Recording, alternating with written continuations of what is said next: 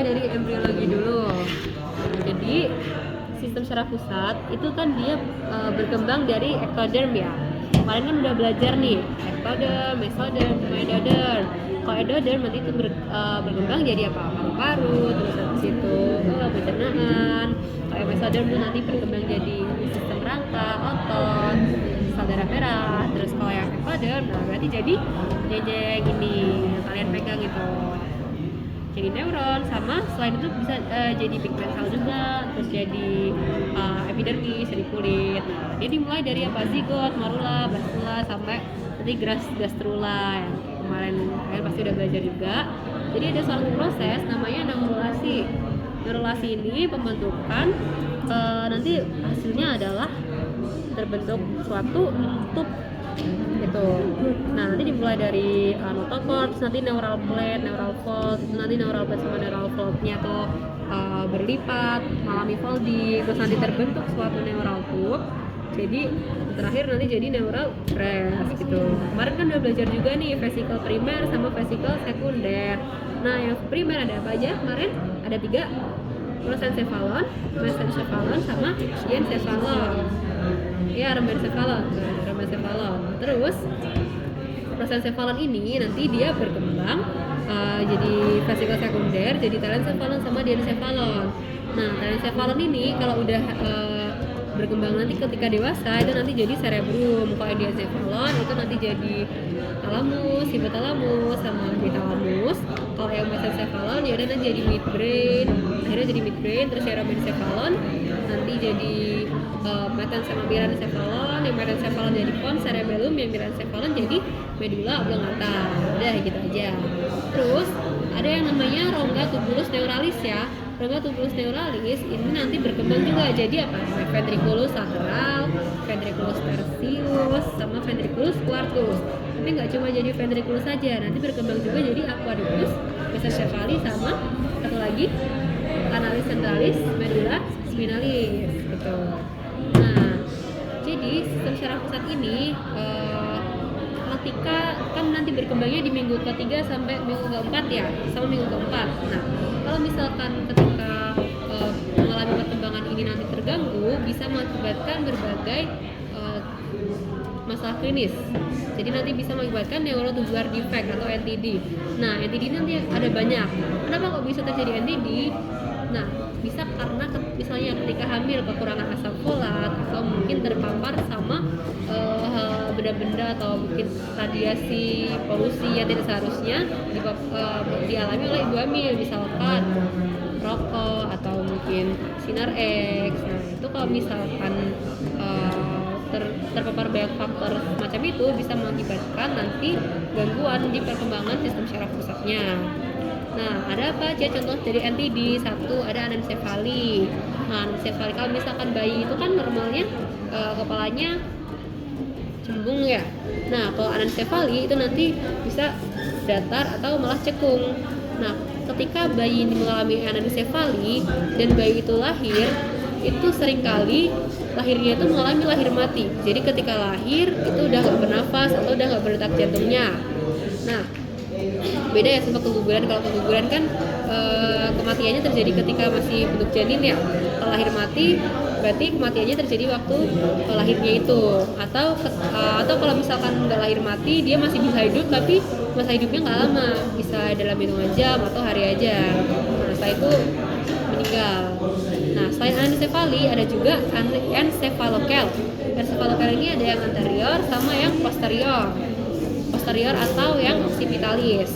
Nah, lebih parah yang mana? Lebih parah yang occipitalis. Kalau yang occipitalis ini bisa mengakibatkan terjadinya nanti suatu retardasi mental kalau dia terjadinya parah. Tuh. Terus prognosisnya itu lebih bagus yang anterior. Kalau prognosis, prognosis itu nanti perjalanan penyakitnya tuh gimana? Kalau prognosisnya baik, berarti nanti penyakit ini cenderung akan sembuh. Kalau prognosisnya buruk, berarti sembuhnya nanti lebih susah atau malah seringkali mengarah ke kematian gitu. Oke, terus ada lagi spina bifida. Spina bifida ini kan ada 3 ya, masih ingat? Sebut aja, oculta, sama meningokel. Oh yang oculta itu nanti ciri-cirinya punggungnya ditumbuhi rambut gitu. Terus habis itu kalau yang meningokel sama myelomeningokel itu bedanya adalah di nanti ada jaringan syarafnya. Kalau yang di myelomeningokel nanti itu masuk ke hernianya. Jadi lebih parah mana? Myelomeningokel atau meningokel? Yang myelomeningokel ya. Itu buat klinisnya. Next kita ke cortex cerebri. Kemarin kan udah belajar gyrus, sulcus sama visura. Coba tunjuk gyrus yang mana?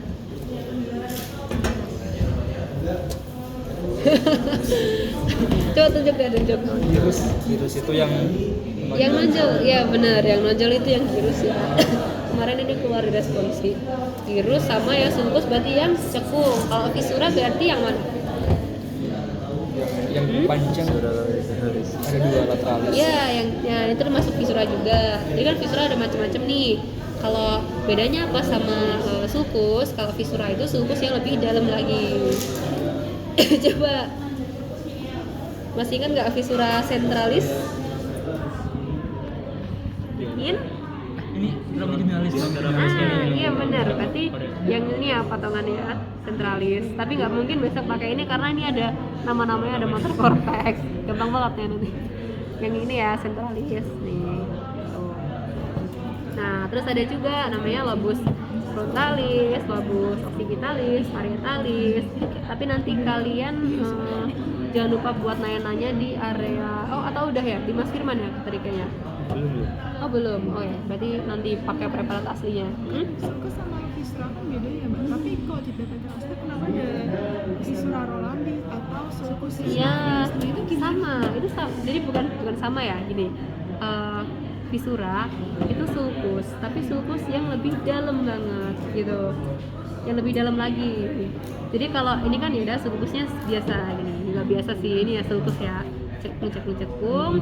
Tapi yang ini tuh beda kan?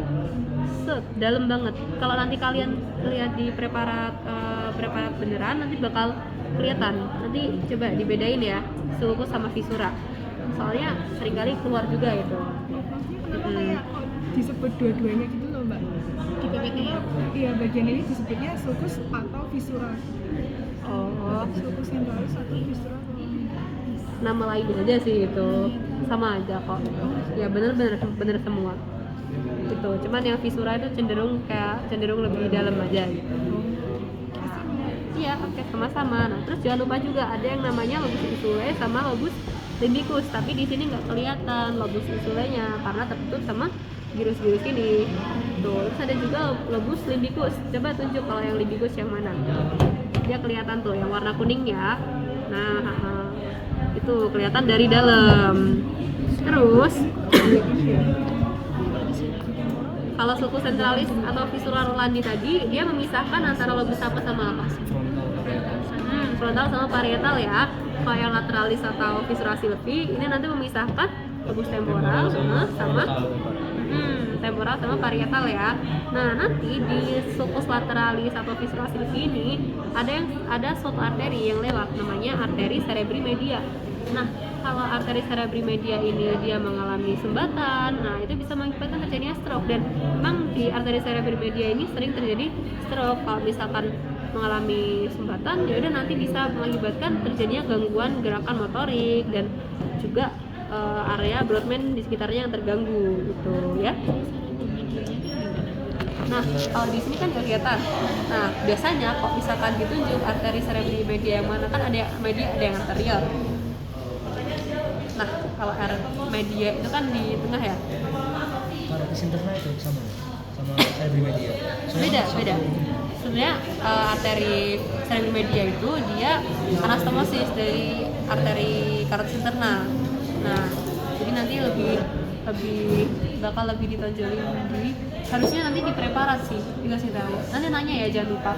Tapi biasanya ditunjuk kalau misalnya di anterior itu lebih cenderung ke arteri apa, kalau yang di samping itu nanti di pinggir sini cenderung ke arteri cerebri media gitu.